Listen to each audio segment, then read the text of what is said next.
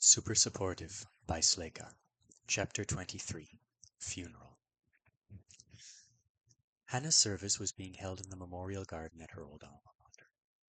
Salina North University was in Apex, so Alden had to wear a lanyard with a large bandage hanging from it that identified him as a minor and a non-avowed.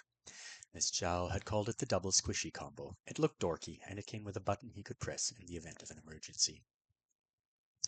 It doesn't really go with my tie. He was trying to position the thing beneath the striped silk fabric so that it wouldn't look so obvious. Yeah, Clyde jabbed a straw at the frozen dregs of a smoothie as they stepped off the campus. But if it makes you feel better, plenty of Avowed have their own version of it. It's just attached to our system IDs. It's for prioritizing rescues. Apex was the part of an Isidora where restrictions on power usage were heavily relaxed. High-ranking superhumans lived, worked, learned, and experimented here. It wasn't legal to punch holes in buildings or melt city streets, but it was understood that sometimes the people who hung around on this part of the island were going to cause a minor catastrophe while they were figuring themselves out. Alden really hoped he could get into one of the schools here. Apex was where superheroes trained. There were a couple of different universities with hero programs in addition to Selena, and to get into any of them it would be best, if not strictly necessary, to attend one of their affiliated preparatory high schools first. I have a stupidly huge amount of research to do when I get back home. On top of figuring out what his new skill did, he'd have to find a prep program that wouldn't use a B-rank rabbit's application for toilet tissue. He seriously hoped one existed. 3 months were going to pass by in a blink. First we have to sit through the public service, Clyde was saying as they passed under an arch made of flowering vines and entered an open-air amphitheater. The seating was a series of grass-covered terraces. At the base was a concrete stage, backed by large granite memorial stones. A couple of people in shirts emblazoned with the university logo were down there doing mic checks, and a large group of teens and young adults were huddled up a bit nearby. Alden thought they were musicians, since many of them had instrument cases, but quite a few were carrying floral arrangements too. They were all in uniform, wearing waistcoats over shirts with standing collars. Some were in monochromatic white and others in black. Honestly, it's going to be way too long, Cly said, glancing down at the group, and way too crowded. Hannah had a ton of friends, plus there's the freshman factor. We managed to control the number of speakers, at least. We're going for a celebration of her life. But it's still a lot of sad to sit through. If you need to take a time out, don't feel bad about leaving to catch your breath. Alden nodded. What's the freshman factor? There's a hero school tradition. Freshmen at Salina North and first-year students at the prep schools that feed into it are expected to attend services for alumni who die in the line of duty. It's to honor the dead and impress upon the living the dangers of the work. She pursed her lips. They aren't required to come to this one, since Hannah went missing during the quest summons. It's not the same as her dying during hero duties, but some of them are going to show up anyway, half because they think it's the right thing to do and half just because they want to see Hannah's mother. Hannah's mother was publicly known as the Gloom. She was a London-based sky shaper who strategically modified weather systems for several countries in Europe. It wasn't traditional hero work. It wasn't even traditional shaper work. It was more like hardcore atmospheric science, plus some hush-hush spells she was rumored to have earned for extraordinary service on the Triplanets. The Gloom wasn't famous for beating bad guys. As far as Alden knew, she'd never even been in combat. She was famous for being a hyperbole, the nickname given to S's who had been rank upgraded by the system. It had happened to less than 100 people so far. The first time, back in the 70s, the S class in question had disappeared on a summons and then come back with a new rank, 1. Everyone assumed it meant the guy was literally the #1 most powerful Avowed in the world, and he leaned into it, doing hundreds of interviews and commercials, so he looked pretty ridiculous when it happened again a few years later to another person, and they too were ranked 1. Apparently once you got past S, the system was just done with letter grading. So far rank ups had only been assigned to S's and a few hundred more A's and B's. Most of them were uniques instead of regular classes. It almost always happened immediately after a summons. They all claimed not to know why it had occurred. It was perfect fodder for conspiracy theories and speculation, and there was a lot of that. Dalton thought it was to be expected. Extreme outliers existed. There was always weirdos like Bo who were somehow ending up with a 5.3 on a 4.0 grading scale. And it wasn't like the handful of ones were going around doing things leagues beyond the best of the S's. The Gloom was one of the better examples of someone operating at the limits of human ken, and she was a mild-mannered meteorologist who'd recently lost her daughter. Nobody's going to bother her today, right? He asked. Cly shook her head. No, it should be fine. Like I said, human attendance at alumni funerals is a tradition, so there are layers of rituals and rules piled on top of it. It can actually add a lot to the atmosphere. Like the art school kids down there, if the high school freshmen can stop arguing with the university freshmen, then they'll take care of music. The students who come from combat programs have their own thing, too. She smiled. And if someone doesn't behave, I get to verbally eviscerate them, which would be great stress relief. Oh, there's Ilya. I need to talk to him. Find yourself a seat. Let me know if you need anything, okay? The bottommost terraces were reserved for friends and family. Alden took a spot on the far edge, where he was shaded by an ornamental pear tree. It would be easy to leave from here if the Velra situation required it, and he'd hopefully avoid too much socializing. Keiko had sent him 2 updates so far, letting him know she had things under control. Alden didn't have anything to do but wait for the service to get underway, so he started trying to train himself to use mental commands with the system interface. Post-kidnapping, it seemed more important than it had before. After 15 minutes, he'd managed to make it bright up a preferences menu, but since he'd been trying to access the internet instead, that was a fail.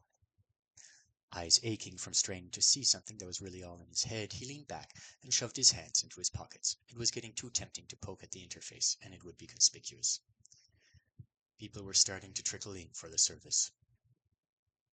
The group Cly had called Art School Kids seemed to have finally sorted themselves out. Alden hadn't even known Selena North had an arts department, but he guessed it made sense. Some avowed used their powers for entertainment. If you were a vocal brute, for example, it could be easier to get off-island jobs if you focused on opera instead of sonically shattering the bodies of evildoers. The musicians took up posts along the edges of each of the terraces and started tuning. The people with the flower arrangements were much more interesting to watch, since they were obviously using their powers. One guy seemed to be magically freshening them all up. Every member of the group brought him their arrangement. He briefly touched stems, leaves, and petals, and suddenly the plants all looked minutely better. Alden wasn't sure if he was a shaper or an adjuster, but it was a neat trick. A girl who was clearly a water shaper was going around strategically affixing droplets to some pieces so that they looked like they were bejeweled with dew. An entirely different set of students were in charge of carrying the flowers and positioning them around the amphitheater. There were 6 of them.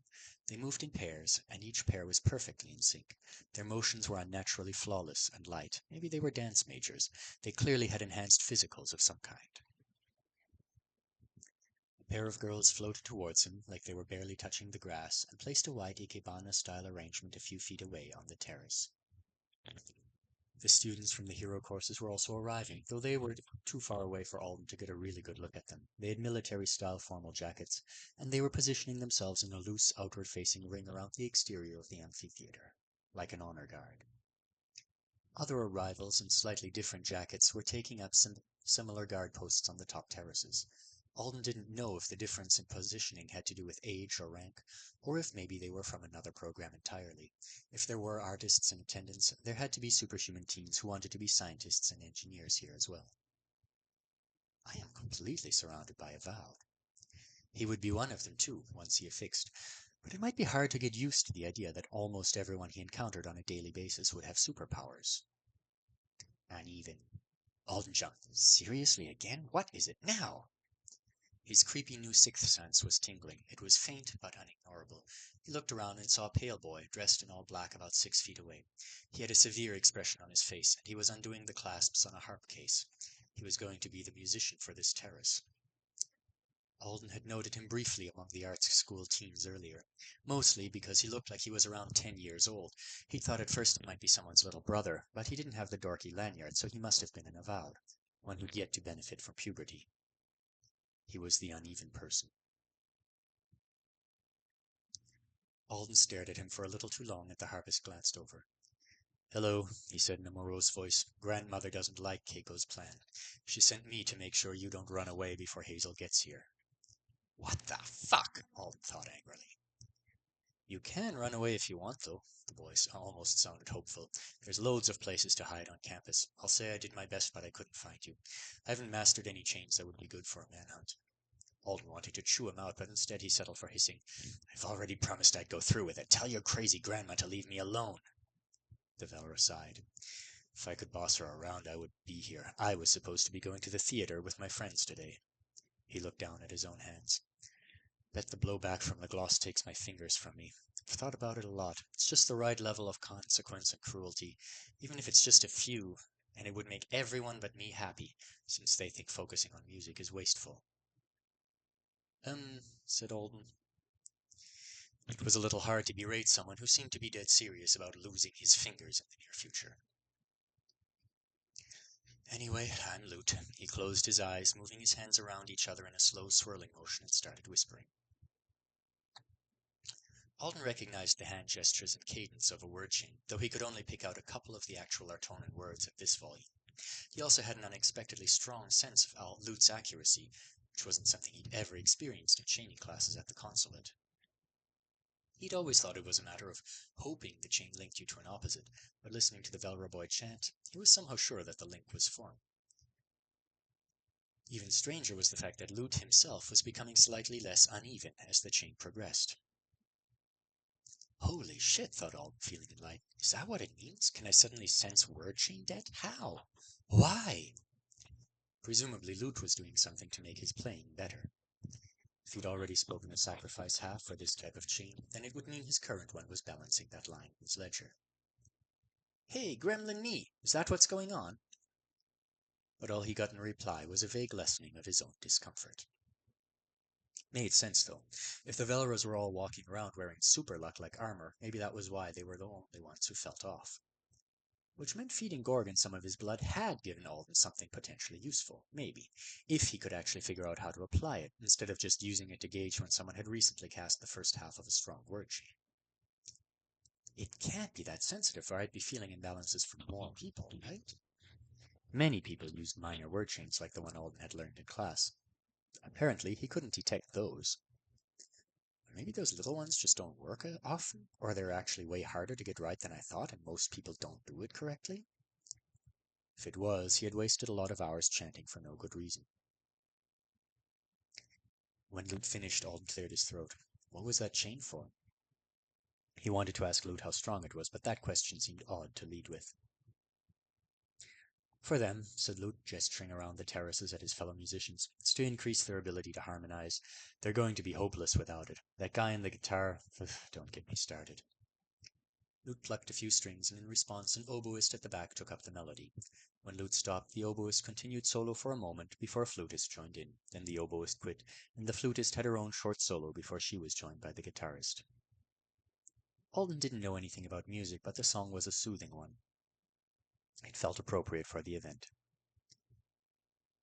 Lute was watching the other students critically. It's fine, he said at last. Best we can hope for, probably. Your chains can buff other people? Groups of other people? There were healing chains specifically designed to be set on behalf of others, but Alden hadn't realized other word chains could work that way too.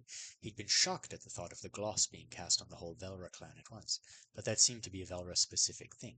Amy had said they could use their chains collectively. Being able to affect so many unrelated musicians had to be overpowered, and really expensive. How many hits to his own ability to harmonize had Lute taken in order for this to balance it out?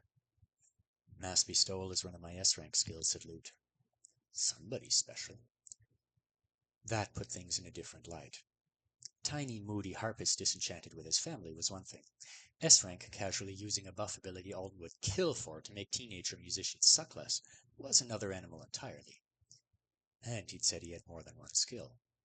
If that was how it was, it seemed safest to ignore Lute's presence. Alden had to live on an Isidora for the rest of his life. He couldn't go around annoying crazy powerful people just because they had horrible grandmas. He had let the conversation die.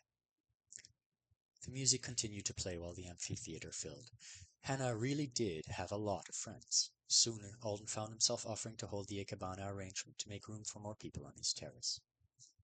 He ended up crammed in beside the harp, with white flowers and dew-flecked twigs partly obstructing his view. The service started with an eloquent but largely impersonal speech from the dean of the Hero College. He was followed by several people close to Hannah. They spoke about her passion for helping others, her dedication to her dreams, her kindness. There were pictures projected by an adjuster who controlled light. It was a little overwhelming, and very inspiring. The hero Hannah had been supporting for the past few years, a middle-aged man based in Indonesia, talked at length about their work together. Her stabilization spells and her bubble had allowed him to use his own talents in new ways. He could rapidly heat and cool small areas, and Hannah had often protected civilians from the effects of the temperature shifts, so that the power was useful in a wider variety of settings. He read aloud a few letters from people they had saved together. A couple of them were from kids, and many of those present were wiping away their eyes by the end of it. Alden spotted Clyde Jowl, sitting in front and center and weeping freely. He looked away from her and cast a glance toward the back of the amphitheater.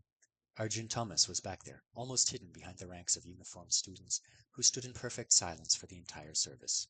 He looked stoic.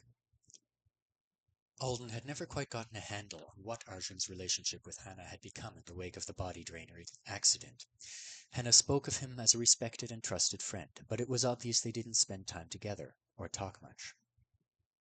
Maybe hard feelings over something like that are just inevitable.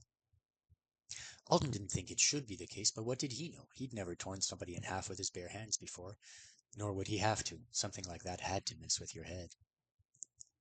At the end of the service, all of Sleyca North Hero Program students and alumni recited the school's pledge. Then the gloom, dabbing at her eyes behind her glasses, took the stage and thanked everyone for being a part of Hannah's life. Friendships meant so much to her, she said, and even the smallest kindnesses you gave her means so very much to me. Alden thought her eyes lingered on him, but maybe it was just his imagination. They'd never met before, and from the front he must have looked like just a pair of legs sticking out from underneath a bunch of flowers. There was a moment of silence. When it was over, Lute spoke quietly over the sound of the crowd climbing to their feet and collecting their belongings. Hazel's just arrived. She'll message you in a second. Last chance to escape. If you leave with everyone else, you can probably screw her over. Alden looked at him over the top of a chrysanthemum. Do you hate your cousin or something? Lute's grim expression soured further. He drummed his fingers on his harp case. Finally, he said, She's a very talented and hard-working person. She'll probably go far in life. You have a very unusual way of insulting people. He shrugged. Maybe I just like my fingers too much. Alden's interface flared. A text message scrolled by. Hi, Alden. I'm here on a bench outside the amphitheater. We've only got about 20 minutes. Should I come to you, or do you want to come out here? Alden stood and set the flowers down. Sorry about your friend. Seems like she was cool, said Lute. See you around. Alden dearly hoped he didn't see much of any of the Velros after today. He blended into the crowd, careful to avoid Clyde's eyes, and passed under one of the floral arches. To your left, behind the rose trellis, came a text. Alden went behind the trellis and found the mysterious Hazel sitting on a concrete bench. She looked normal. He didn't know why that surprised him. She had shoulder-length brown hair and brown eyes. She was pretty, in a well-kept kind of way. Her black dress fit her like it had been made for her. Her teeth were probably on a poster in some orthodontist's office. Hi, she said, smiling brightly. I'm glad to meet you. Seriously glad. I have been so stressed out for the past few months. Can we just trade fast, or do you need to read over the contract? I'm sending it to you now. It's a few pages, so you'll have to speed read. Alden was definitely going to read the whole thing. He sat down beside her and scrolled through page after page. He did go fast, out of consideration for the fact that he and Hazel would both be sitting on classes they didn't want in a few minutes, if he didn't. But fortunately, the language was plain enough that he didn't think he was missing anything critical. Hazel fidgeted beside him the whole time, her heels crunching against the gravel beneath the bench. You're giving me 1.5 million Argold, Alden said, trying to sound not freaked out by the number. Is that enough? She said quickly. It's the usual amount for a rare S-rank trade. It's what they gave the person Lute traded with. He'll tell you. Keiko said we had to give you more than usual for B because Amy was unprofessional. I can ask grandmother for more. It was nearly $5 million. Bo was going to lose his mind. It's fine. So we can trade now? He frowned at her. Let me finish. The last 2 pages weren't actually contract at all. It was a list of word chains, 4 sets, with both the sacrificer's and the recipient's portion written out phonetically. Video examples were included. Alden hadn't heard of these chains before, and he wondered if they were the ones you couldn't usually learn unless you were in good with the Artonans. So I'm getting them whether I want them or not. It wasn't like he could throw them away. Did the system even have a permanent delete feature? Was Lute awful to you? Hazel said suddenly. Alden noted she nearly picked all the polish off one of her fingernails. It wasn't an okay for your grandmother to install a spy at a funeral, even if he is a student at one of the schools. He's been an arrogant brat to everyone since he got S. Way to ignore what I just said. Let me finish reading. He was already finished. He just wanted a second to think. The contract seemed fine. Good, in fact, better than what he'd asked for. There was even an NDA signed by around 2 dozen Velras that said they wouldn't discuss any of today's events. Alden didn't have any way of telling if that included all the people who knew about him, but it was something. This is pretty great for me, except for the whole scary lady thinks the universe wants us to be besties thing. Alden scratched at the side of his nose. And I don't really like Hazel. It was hard to put his finger on why. It wasn't like she'd said or done anything horrible in the past few minutes. Actually, compared to every other member of the family he'd met today, she came across as kind of bland. As far as he could tell, she wasn't uneven, which might make sense if the Velra gloss could only be applied to avowed family members. So Hazel getting Chainer is just straight up lucky for the entire family? Everyone says you're a prodigy, Alden noted. She lit up. I have a highly attuned senses for certain kinds of magic. It means I can monitor a word chain's strength and repercussions better than other people. So when I get Chainer, that boost from that on top of my natural talent will put me a step ahead of the others. That's interesting. It felt like it was a neutral thing to say, but Hazel's smile broadened. Apparently she was eager to share more on the subject. To tell you the truth, right now I can barely stand to be around my own family. The gloss is such a strong chain that gives me this buzzing in my head every time I'm near one of them. It's strange to me that other people can't hear it, even other chainers. Some of the elder family members can detect chains if they try, but they're not so aware of it that it bothers them. She laughed lightly and tucked her hair behind her ear. Bet you think I'm crazy, don't you? I want to be even better at something that annoys me, but everyone thinks I'll be able to achieve great things with it. Alden filed that information away, trying not to react. Was the same thing going on with him? It sounded similar but not identical. Either way, it was nice to have confirmation that it might be useful. So, are you done reading? Hazel asked. Oh, yes, let's trade. He drew his signature in the air with his fingertip and the contract was finalized. She sighed with relief. Great, I'll initiate. Half a second later, Alden received the notification. Hazeldina Velra has requested a class trade. Hazeldina Velra is an authorized witness. You have been vouched for by an authorized witness. Negotiations are approved. Trade chainer class for rabbit class? Yes. No. Yeah, Hazel being able to witness her own trades is a loophole the size of the planet. Alden was sure a lot of legit witnesses would find the Velra's use of the gloss to be a step too far. It wasn't like they were forcing him, but having your life realigned so that you landed exactly where they needed you to be so sketchy. He did want to buy what they were selling, though. He clicked yes. Both selectees have confirmed the trade. Both selectees have been vouched for by an authorized witness. Please wait. Your class is being reassigned. Alden stood up, feeling lighter than he had in days. He had worries about Rabbit, but it was freeing not to be stuck in limbo, waiting to find out what class he'd finally end up with. You're leaving? Hazel sounded surprised. I have to get back. Why? We don't need to stay together for the class to be reassigned, right? It had taken a couple of minutes last time. He didn't want to hang out with her if he didn't have to. No, but I'm going to fix it as soon as I get it, because of the timer. Makes sense. Good luck. I hope it works out great for you. He turned and left. He was already back inside the amphitheater, heading down toward the group of Hannah's friends who were mingling by the granite memorial stones, when he realized Hazel had actually expected him to stick around for her affixation. I guess it is an important moment. Andre had said he was going to do it at a party his family was planning. But it's not like we even know each other, and some of her relatives have to be lurking around campus somewhere. Alden wouldn't be surprised if there were 30 Velras hiding in the bushes waiting to jump him if he reneged on the deal. He put it out of his mind. Now that all the students and many of the other attendees had left, it was time for the private part of the event. Alden hovered by the edge of the group, not really sure he belonged here, while everyone spoke quietly and watched as Hannah's name was carved into the memorial, as if by invisible fingers. Alden didn't know if the magic was a feature of the stones themselves, or if there was a hidden spellcaster. When the class reassignment notice popped up, he swiped it away and kept watching, in silence. It took several minutes, and there was something both terrible and cathartic about seeing the letters inscribe themselves one by one. The gloom was shaking with silent tears.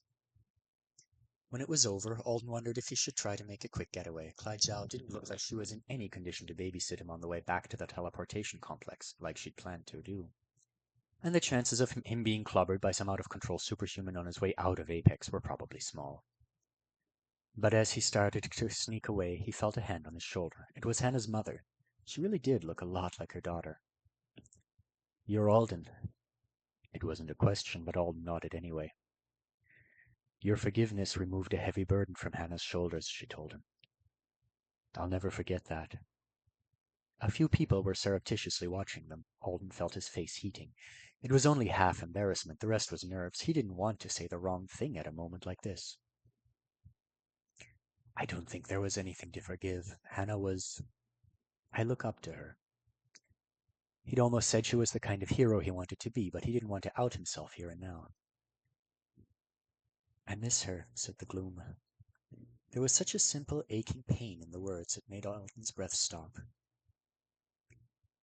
"Yeah." His eyes were stinging. "Damn, I can't." It felt too selfish to cry in front of Hannah's family, so he tried to rein it in. "I miss her too."